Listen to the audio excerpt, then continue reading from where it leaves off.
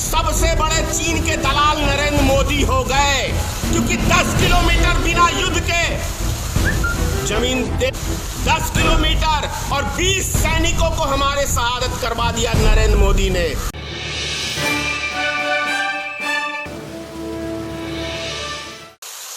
याद है Modi ji, ABP news पे एक महिला आई थी जिससे आपने प्रश्न पूछा था कि क्या आपकी आय दुगुना हो गई, तो उस महिला ने कहा था हाँ हमारी आय दुगुनी हो गई।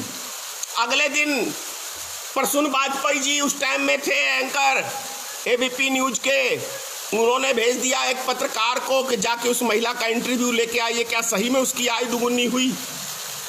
सुन लो अंधभक्त, सच्चाई थोड़ी सुनने की हिम्मत रखो। अगले दिन पत्रकार ने उस महिला से जाके इंटरव्यू लिया और पूछा क्या सही में आपकी आय दुगुनी हुई, तो उस महिला ने क्या कहा था सुन लो। उस महिला ने कहा मेरी कोई आय वाय दुगुनी नहीं हुई, वो कुछ सरकारी अफसर आए थे, उन्होंने मुझे चंद रुपया दिया था कि ये बात बोलना है, मैंने बोल दिया।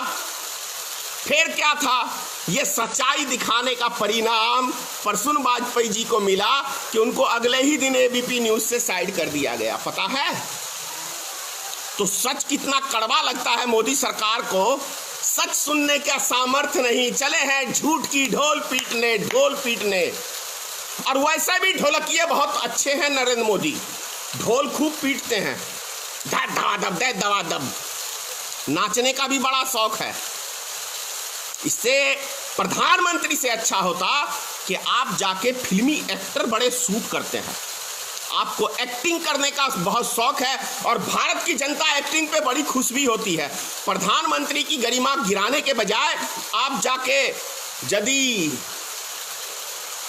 खलनायक का रोल लेते फिल्म के अंदर, तो एक अमरीश पुरी के बाद आप ही का टॉप का खलनायक में नाम आता। अच्छा नहीं लगता है किसी प्रधानमंत्री के विषय में ऐसे शब्द बोलूं, लेकिन क्या करें, हमारे देश के प्रधानमंत्री को अपनी गरिमा ही नहीं पता, तभी तो जियो सिम का भी प्रचार करने चले जाते हैं। कभी सुना है किसी प्रधानमंत्री को किसी कंपनी का ऐड करते हुए? वो खूबी नरेंद्र मोदी के अंदर ही है, क्योंकि उसका यार मुकेश अंबानी। चलो जी जीत, जरा मैंने बहुत इलेक्शन जीतने के लिए आपको पर्याप्त धन दिया है, तो जरा मेरा एक जियो सिम का प्रचार कर दो। और सुनो अंधभक्तो, जियो सिम के बारे में भी सुन लो मेरे से। 1 साल तक जियो सिम ने फ्री में दिया था आपको डाटा। अब एक प्रश्न का उत्तर मेरा समझने की बात है, यदि दिमाग होगा तो समझोगे, दिमाग नहीं होगा तो मैं तो कहता हूं गोबर है तो समझोगे नहीं। लेकिन कुछ होंगे जो गोबर को निकाले भी हैं, इधर काफी व्यक्तियों ने अपने गोबर को निकाला है।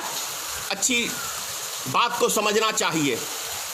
जब कोई भी कंपनी में, यहाँ पे रिलायंस कंपनी की बात छोड़ दे रहा हूँ, मैं यहाँ पे बात कर रहा हूँ किसी भी कंपनी का या कोई संसार का व्यक्ति, सोचने की बात है थोड़ी सी। क्या कहते हैं वो, लॉजिक की बात करते हैं ना अमित शाह, तो थोड़ी सी लॉजिक समझ लो कि जब कोई कंपनी कोई प्रोडक्ट बना के और 1 साल तक सिर्फ फ्री में बांटती है, 1 रुपया नहीं लेती, तो वो कंपनी नाफे में जाएगी कि घाटे में जाएगी? बहुत सिंपल सा बात है। कोई सिर्फ इतनी सी बात का आप जरा समझिए और सोचिए कि कोई भी कंपनी यदि 1 साल तक फ्री में वो बांट रही है, तो कंपनी प्रॉफिट में कैसे चली जाएगी? लेकिन ऐसा हुआ है। जियो कंपनी, भारत की रिलायंस कंपनी सबसे ज्यादा मुनाफा कमाई थी उस साल में। वो किसने पैसा दिया था उसको? कभी समझने का प्रयास करोगे? ये वही नरेंद्र मोदी ने दिया था। डायरेक्ट कह रहा हूं, नरेंद्र मोदी ने दिया था, नहीं तो मुकेश अंबानी दे हिसाब कैसे प्रॉफिट हो सकता है। समझिए, देश के हालात समझिए कि ये जोकर ही है, जोकर। क्योंकि जोकर कभी कोई रंग बदलता है, कभी कोई रंग बदलता है, कभी कोई रंग बदलता है, क्योंकि वो जनता को हंसाने के लिए आता है, इसीलिए वो जोकराई करता है। तो ये भारत का प्रधानमंत्री भी एक जोकर ही है। हर 3 दिन के, अभी कभी आपने देखा है कि किसी प्रधानमंत्री को, मोदी से पहले बहुत सारे प्रधानमंत्री बने, माननीय पूर्व राष्ट्र ये भारत रत्न अटल बिहारी वाजपेयी भी थे। कभी देखते थे हर 3 दिन बाद मन की बात बताने आ जाए टीवी के ऊपर, हर 2 दिन बाद किसी को बिठा के उससे हालचाल पूछे। मतलब इनके पास काम धंधा नहीं है। जो ये बोलते थे ना कि हम 18 घंटे काम करते हैं, मतलब समझिए कि एक देहात के आदमी को एक अपने कार्यकर्ता को बिठा के हालचाल पूछता है, तो मतलब फालतू का टाइम है ना। कोई काम धंधा नहीं है, योजना नहीं है इनके पास कि कैसे हमारा देश शक्तिशाली बनेगा, कैसे जो अर्थव्यवस्था हमारी चौपट हो गई है वो कैसे आगे बढ़ेगा। उन सब चीज़ के लिए इनके पास फुर्सत नहीं है। इनके पास फुर्सत है, आज धनेश्वर महतो लाइव है ना, तो नरेंद्र मोदी जी लाइव देख रहे होंगे कि धनेश्वर महतो ने क्या बोला। क्योंकि अभी आपको याद दिला दूं, 2019 का जो चुनाव हुआ था, वहाँ मोदी जी ने कहा था भाषण में कि कुछ नेता मुझे भस्मासुर कहते हैं, तो वो धनेश्वर महतो ने कहा भस्मासुर। कुछ नेता कंस भी कहते हैं, तो धनेश्वर महतो ने कहा।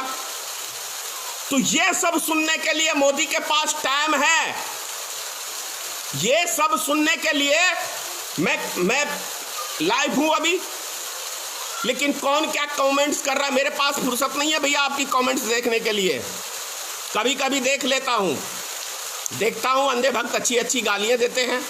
भगवान ऐसे ही संस्कार में इनकी वृद्धि करे, अपने माँ बहनों को भी जाके ऐसे ही भद्दी भद्दी गालियां देते होंगे, क्योंकि ये उठाई गिरे हैं। ये चंद रुपए के लिए कुछ भी बेचने को तैयार है। चंद रुपयों के लिए कुछ भी बेचने के लिए ये व्यक्ति सब तैयार हैं। अपना देश बेचेंगे, अपनी माँ बहन बेचेंगे, अपना ईमान बेचेंगे। ऐसे व्यक्ति हैं। मोदी सरकार में ऐसे व्यक्तियों का एक निर्माण किया गया है। सोचिए, कोई पार्टी अपने आप को दुनिया की सबसे बड़ी पार्टी कहलाती है और उसके आईटी सेल के लोग सिर्फ गाली देने के लिए उसको रखा गया है। कोई विपक्षी हो, कोई हमारे विषय में वो, तो उसकी माँ बहन करो, 500-700 आदमी लग के डेली फेसबुक के ऊपर, नेट के ऊपर। क्या कौन सा संस्कार है। कांग्रेस ने भी 56 साल राज चलाया, वाजपेयी जी ने भी 6 साल राज चलाया। कहाँ हमने देखा किसी विपक्षी नेता को गाली गलौज करते हुए उनके कार्यकर्ता। ये संस्कार भारतीय जनता पार्टी की आज की वर्तमान सरकार में ही आया है। अभी रविशंकर प्रसाद का आपने बयान देखा। विपक्ष का काम है विरोध करना और वो हम कर रहे हैं। तो क्या हम विरोध कर रहे हैं और भारतीय जनता पार्टी की कमियों को हम जनता के बीच रख रहे हैं, तो हम क्या देशद्रोही हो गए?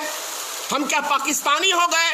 तो यदि हम देशद्रोही हुए और पाकिस्तानी हुए तो हमसे पहले सबसे बड़े चीन के दलाल नरेंद्र मोदी हो गए, क्योंकि 10 किलोमीटर बिना युद्ध के जमीन दे, 10 किलोमीटर और 20 सैनिकों को हमारे शहादत करवा दिया नरेंद्र मोदी ने। इसका मौत का जिम्मेदार सिंगल और सिंगल व्यक्ति नरेंद्र मोदी प्रधानमंत्री है। जय हिंद मित्रों। अगर आप चाहते हैं गरीब हर वंचित इंसान की आवाज आप तक पहुंचे तो हमारे चैनल को सब्सक्राइब करें और बेल आइकन का बटन दबाना ना भूलें। देखते रहिए बहुजन न्यूज।